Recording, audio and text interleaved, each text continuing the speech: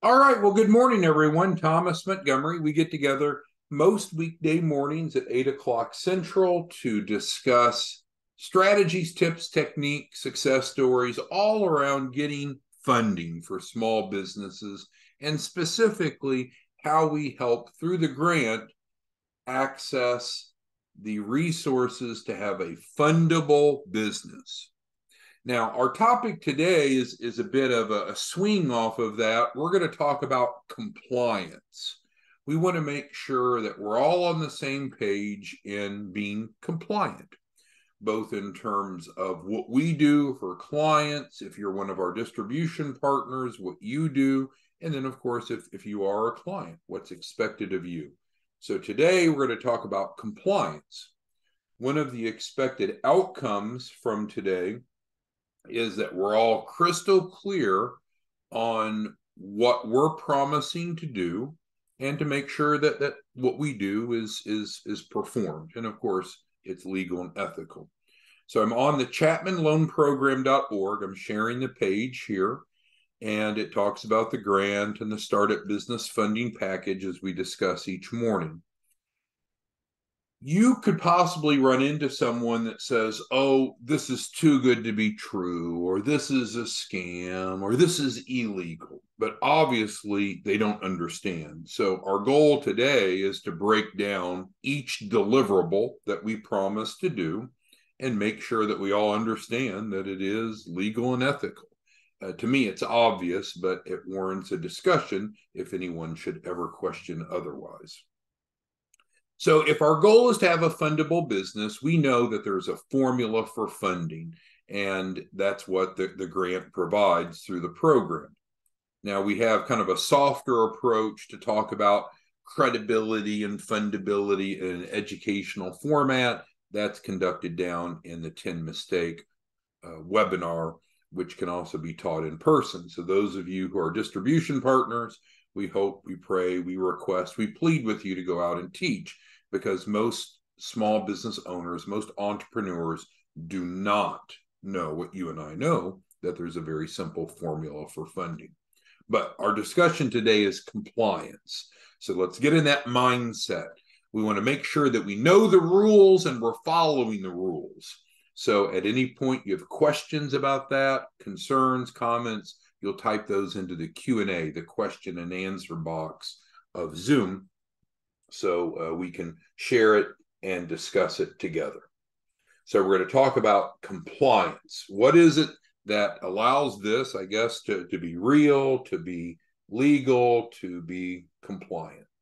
So let's go ahead and get started as we go down the bullets. So the first thing that we need to have for a fundable business is a good, unique commercial address. That's a common issue that many small business owners face, in that they don't have a compliant address. Well, through the grant, we provide that for free. So let's stop here for a second, and you're going to have to help me. I'm so close to the forest, I can't see the trees anymore.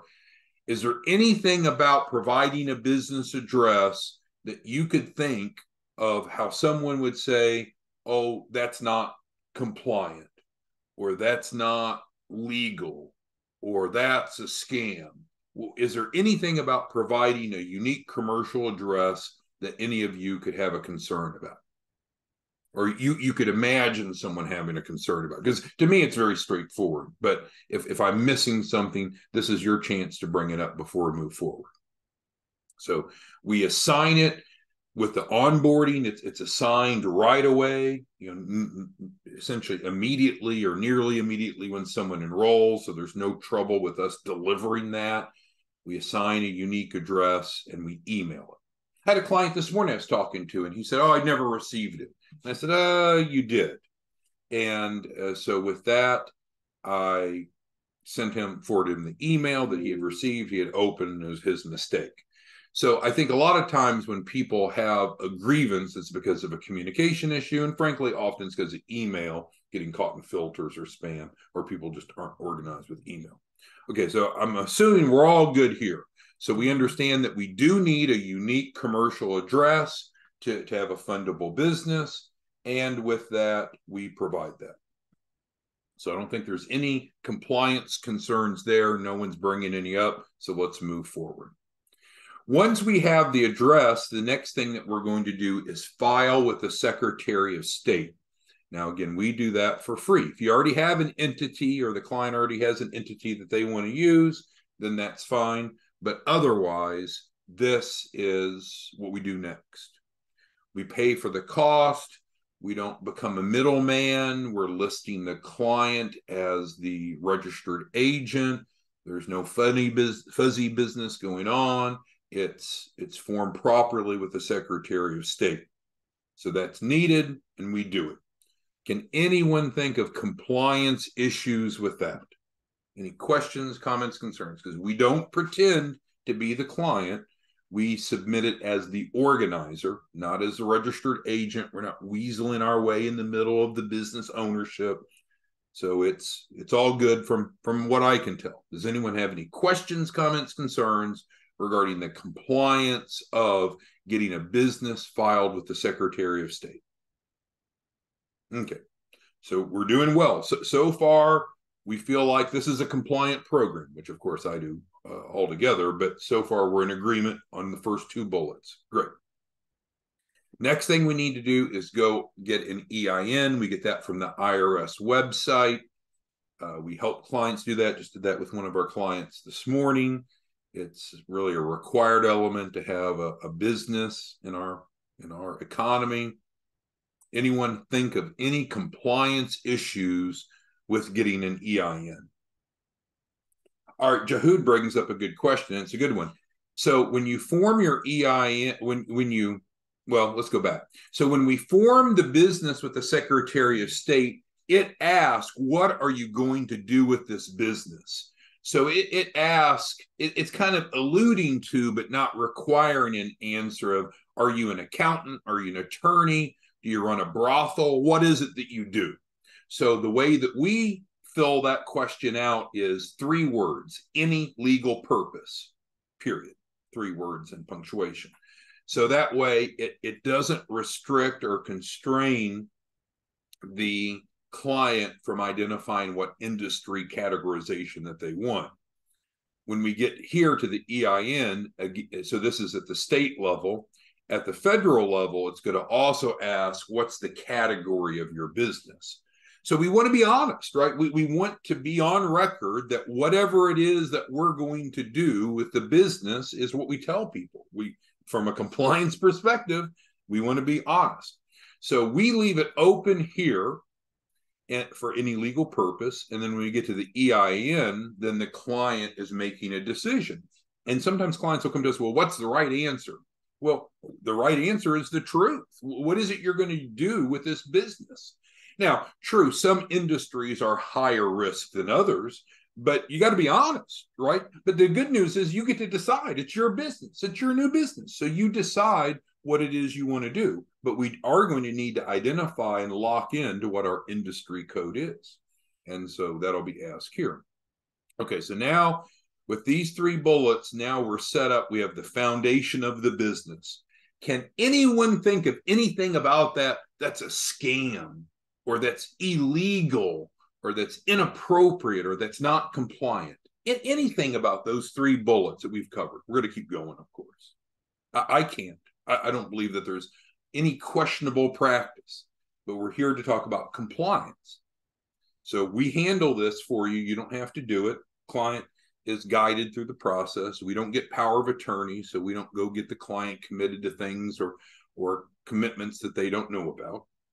Okay, so I think we're all good here. Literally, of all of you, 422 of you on, no one has raised any issues so far, and I'm actually in agreement with that. I don't think there's anything sketchy about what we've covered so far, nor what we'll cover going forward, but we're good so far. Okay, so once we have that foundation of a business, now the next thing we need to do is build the business credit worthiness of it. And that's really done in 2 steps. First, we go to like Dun & Bradstreet and Experian Business and make sure that the credit profile is optimized.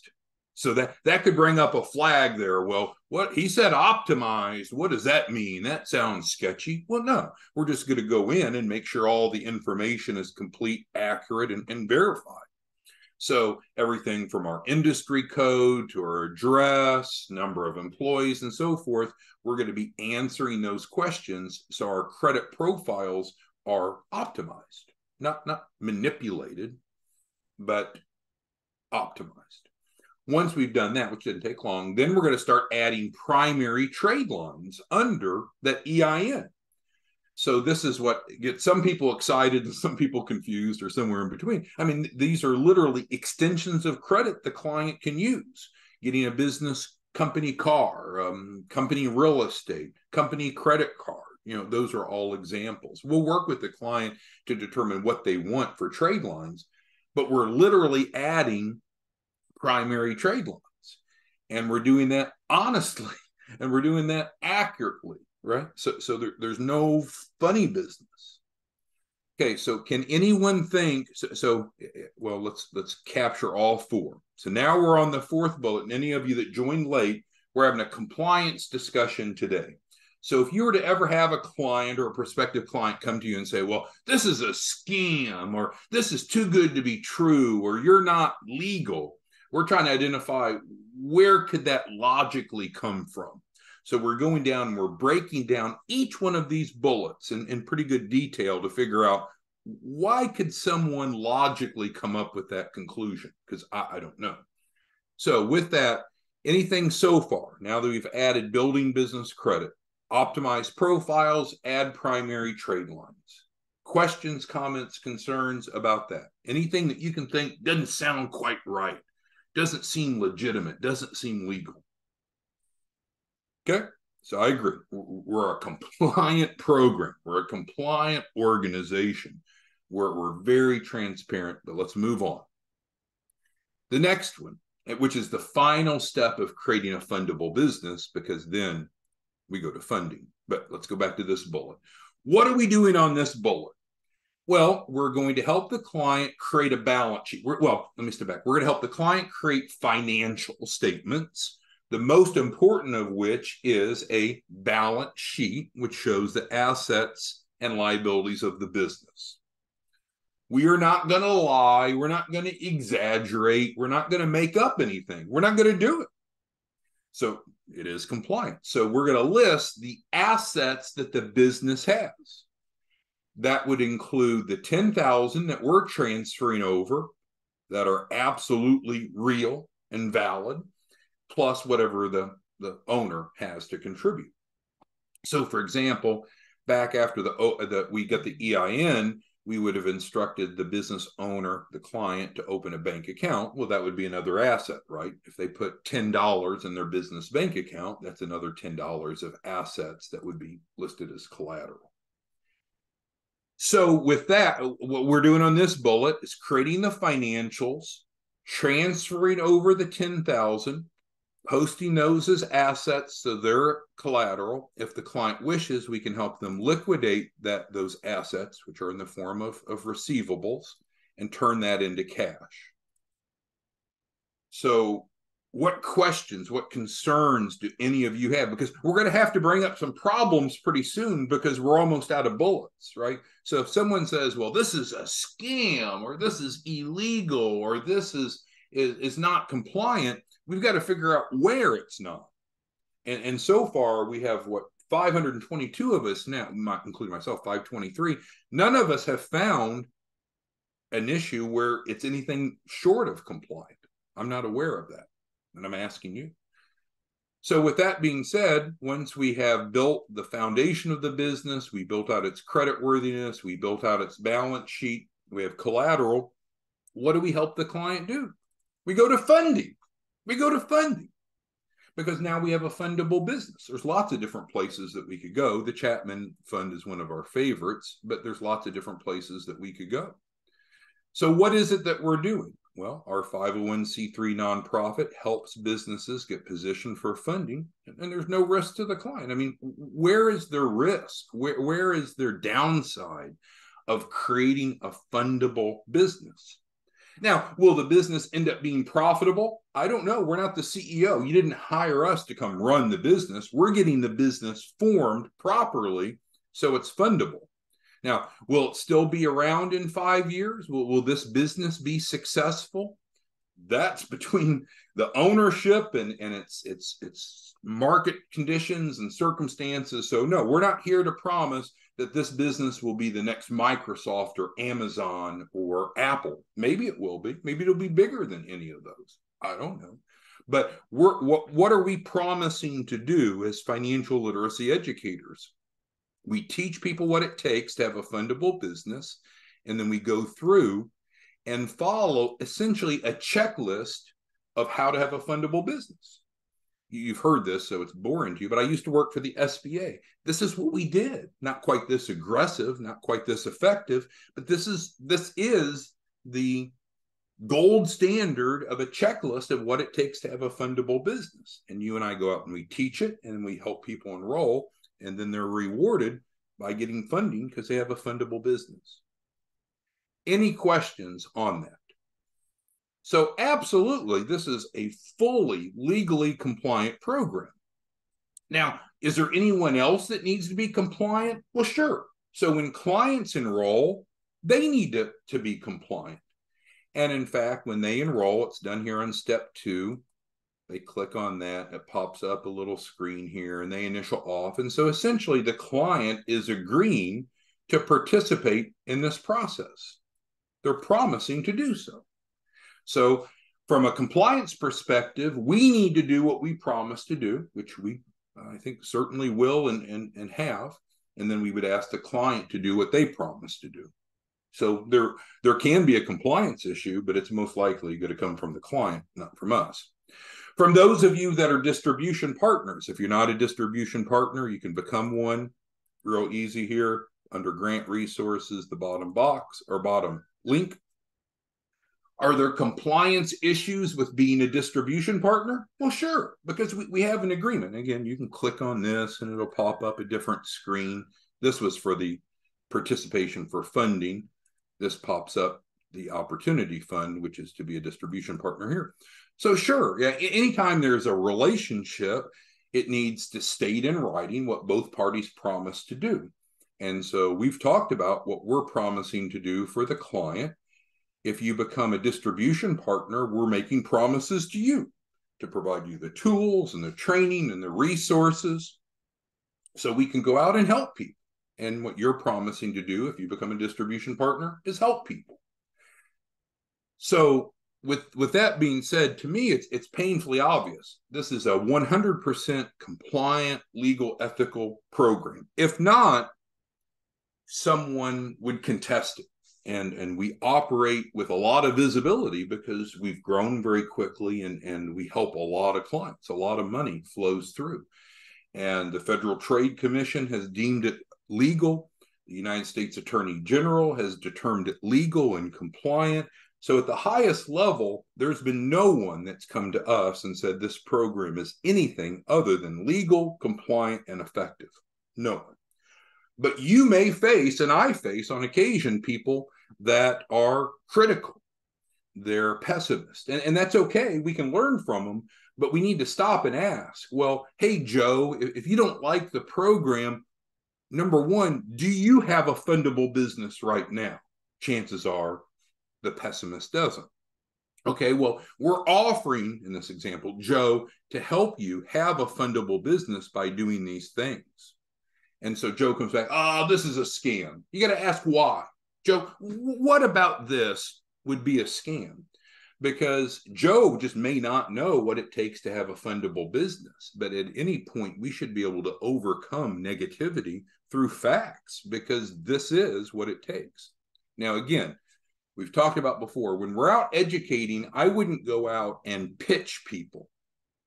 What I would do is I would go out and I'd educate them using the 10 mistakes so they see kind of a broader picture of what keeps people from getting funding. And then it's kind of a soft introduction into the grant, into the program, and what we do. So what we do is what we do, but I think the most effective way to take it to the marketplace is through education. So let's ask, what questions, what concerns do any of you have regarding the legality, the compliance of what we do? Because we'll never lie, we'll never cheat, we'll never steal, we'll never misrepresent as we're putting the client's documents together, whether it be their industry, whether it be adding primary trade lines, whether it be their financials. We're going to follow compliance to the nth degree. Now, some people may not even like that. Maybe they want to be incompliant. Maybe they want to skew the system, but we won't be part of that, and we wouldn't ask you to be part of that. Questions, comments, concerns on compliance. Each of you, again, who are distribution partners, when you came aboard, you made promises, just like we did. So please be sure, hold us accountable for what we promised to do, and hold yourself responsible for what you promised to do. If you're a client or thinking about becoming a client, we'd love to work with you.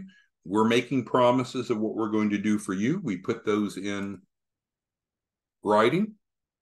We ask you to initial off on it, and then also you've made promises. But that's the way that contractual business relationships work, right? There's two parties working together to accomplish some identified goal, and both parties have identified what they've promised to do, and then both parties need to do that. With that being said, we'll pivot off because it seems like we're all on the same page. No one has any concerns there. I do ask you all to consider, go out and teach in person, teach online, teach to individuals, teach to small groups, teach to large groups, but great things will happen if you go out and educate. You're in a very enviable position. You know what the formula for funding is. You know how any entrepreneur can follow a checklist and become fundable and access a lot of money to start or grow a business. You know that. But I'm telling you, I'm pleading with you, most people don't know what you know. They don't have the knowledge, the skills, the expertise that you have. So while we'll handle all the implementation, if you'll go out and teach, just teach one workshop between now and the end of December. One workshop, in person or online, doesn't have to be huge, but go out and teach. And what you're going to find is people like this message. They are appreciative that you're helping them. And on average, 85 to 87% of the people that you teach will enroll. You're making $1,250, which isn't get rich quick, for each person that you educate that follows through and enrolls. So teach a workshop of 10. We would expect 8 or 9 to enroll. Let's just assume in the lower end 8. 8 times 1,250. You just made $10,000 for teaching a 1-hour workshop. And I know a lot of you are very financially successful. And $10,000 isn't going to really make much of a difference in probably your big bank account, but you're helping people. And in 1 hour, you've taught this curriculum, which will provide you an editable version of the PowerPoint, and you made $10,000. And you could repeat that if you wanted. But this is real. I think the biggest issue we face is it almost sounds too good to be true, right? People will come back to you and say, well, this sounds too good to be true. It's because no one's ever taught them before. But if you teach them and you start with this curriculum, it's very rare that they're going to come back with the same objections. But if you don't teach them and you don't educate them, then they're just pulling from their prior knowledge, their prior experiences, which probably aren't very accurate, which aren't probably very sophisticated, so they don't know what you and I know. But with that being said, anyone have any questions, comments, concerns? Otherwise, we just need to go do. We need to go do what we said we would do. If you're a client, work with us to go through this process. If you're a distribution partner, do what you promised to do. If you're not a distribution partner, but you want to make money by helping people, come sign up here. If you're not a client, but you want access to funding to start or grow a business, then come over here. I mean, the tools are here. Any questions, comments, concerns before we go today? All right. Well, thank you so much. We'll see you back tomorrow morning. I appreciate your time and understanding that we have a compliant program. We're committed to you. Just let us know what we can do for you, and we'll do the best we can. Thank you. Bye-bye.